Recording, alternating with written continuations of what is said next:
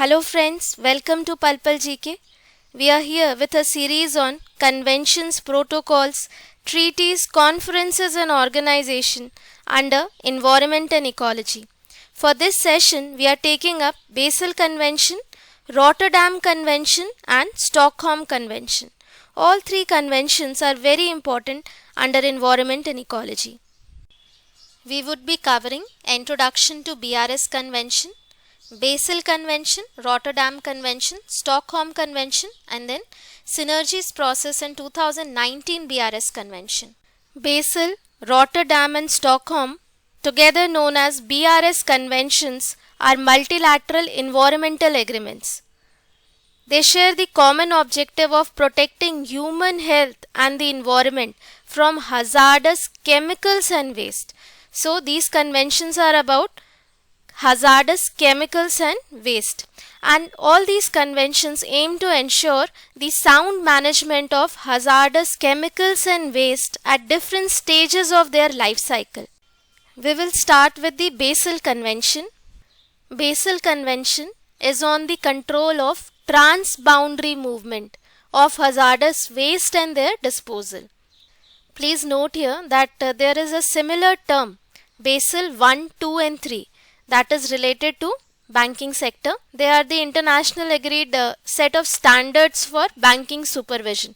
But here in environment and ecology, when we are talking about Basel Convention, then we are talking about the transboundary movement and disposal of hazardous waste and chemicals.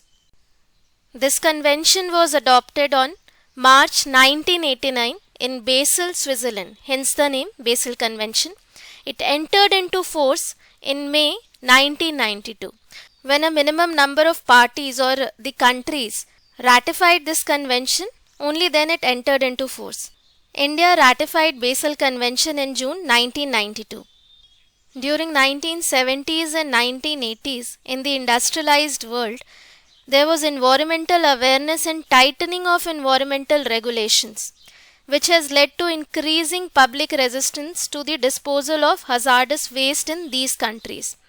So this is what known as Not in My Backyard Syndrome or NIMBY. At the same time, the developing world was lagging in environmental awareness, regulations and enforcement mechanism. This led to some operators to seek cheap disposal options for their hazardous waste in these developing countries. By 1980s, in Africa and in other parts of developing world, deposit of toxic waste imported from abroad led to public outcry.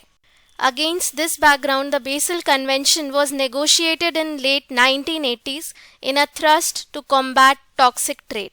The convention aims towards restricting transboundary movement of hazardous waste and its disposal with environmentally sound management. It covers a wide range of waste defined as hazardous waste based on their origin or composition and their characteristics. This includes explosive, flammable, poisonous, infectious, corrosive, toxic or ecotoxic hazardous waste. Next is Rotterdam Convention. Rotterdam Convention is on prior informed consent procedure for certain hazardous chemicals and pesticide in international trade. So this agreement prescribes obligations on the importers and exporters of certain hazardous chemicals. Basically, the parties are empowered to make informed decision, or we can call it prior informed consent, about the chemicals they wish to import. So the objective is to promote shared responsibility and cooperative efforts among the parties in international trade of certain listed chemicals under this particular convention in order to protect human health and environment. This convention was adopted on September 1998 in Rotterdam, Netherlands, hence the name Rotterdam Convention, and it entered into force on February 2004. India ratified the convention on May 2005. Major provisions. It covers pesticides and industrial chemicals that have been banned or severely restricted for health or environment reasons by parties.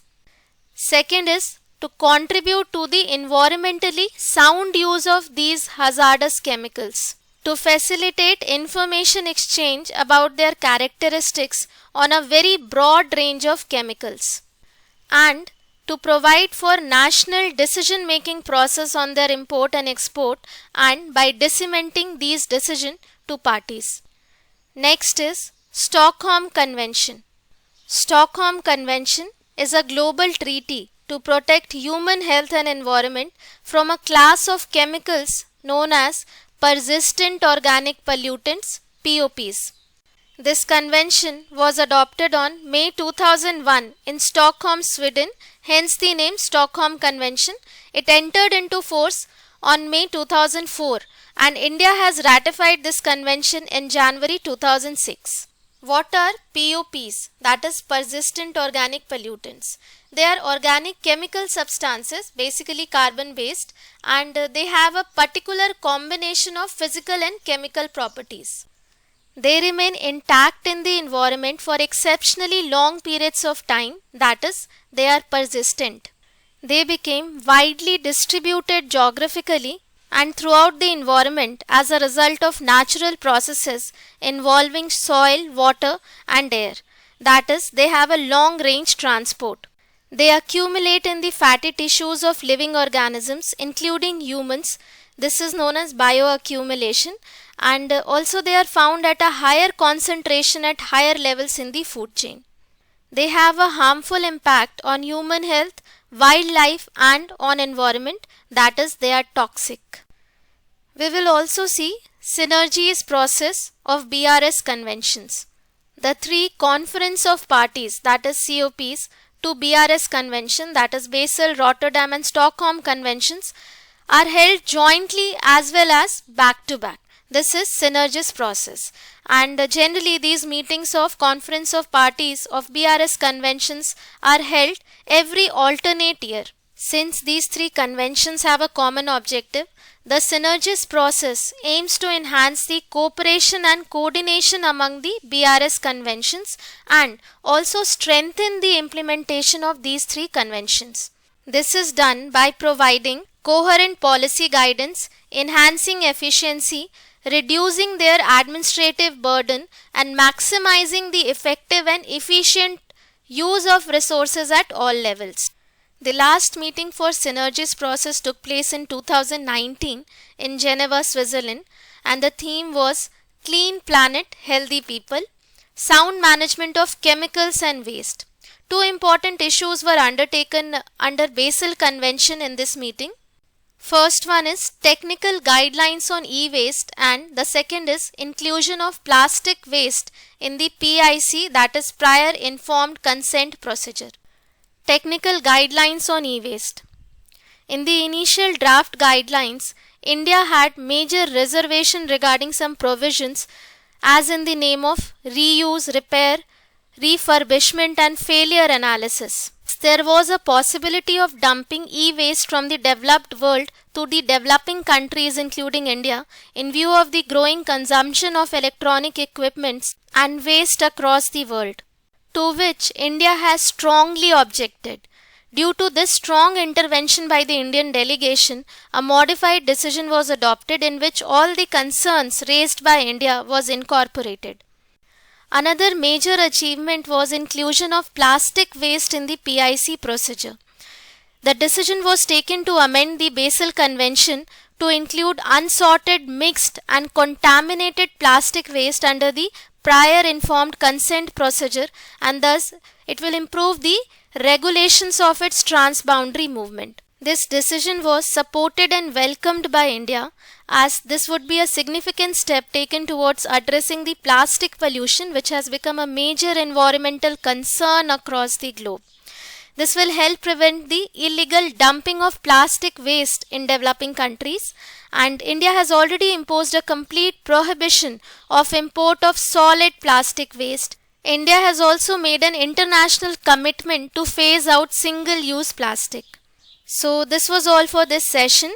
Please continue watching the series for more on conventions, protocols, treaties, conferences and organizations under environment and ecology.